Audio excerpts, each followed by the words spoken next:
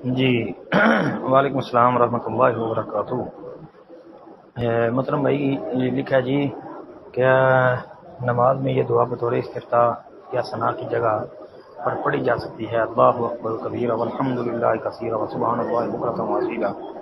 اور محترم بھائی یہ سنن ابی داؤد کے اندر 764 نمبر پر یہ موجود ہے۔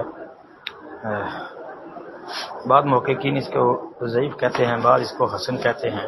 ہمارے شیخ زبیر علی رحمۃ اللہ علیہ جو ہیں انہوں نے اس کی سند کو حسن قرار دیا ہے، کہتے ہیں یہ سند حسن ہے۔ اور جبیر بن مطعم رضی اللہ عنہ بیان کرتے ہیں، انہوں نے کہا نبی علیہ السلام کو ایک نماز پڑھتے دیکھا۔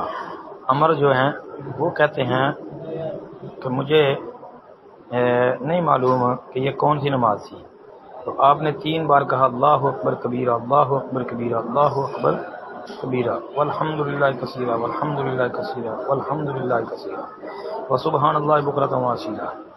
جی کہ اللہ سب سے بڑا اور بہت بڑا ہے، اللہ سب سے بڑا اور بہت بڑا ہے، اللہ سب سے بڑا اور بہت بڑا ہے،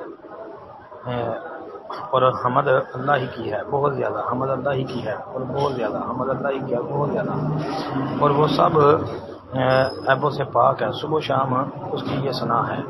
اور پھر بعد میں یہ کلمات بھی پڑھتے اعوذ باللہ من الشیطان الرجیم۔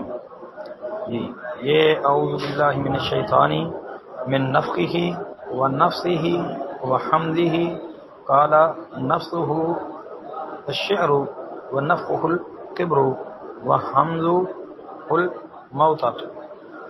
یہ کلمات بعد میں پڑھتے، مطلب کہ میں اللہ کی پناہ چاہتا ہوں شیطان کے دم پھونک اور جنون سے۔ جناب عمر بن مرہ نے ان الفاظ کی شرح میں کہا ہے کہ نفخ سے مراد لغوی قسم کی شعر و شاعری ہے، نفخ کا مفہوم تکبر کی انگہت ہے، اور حمد کا مطلب جنون۔ یہ ساتھ انہوں نے اس کی بھی وضاحت کی ہے۔ تو یہ وہی ہے۔ السلام علیکم ورحمۃ اللہ۔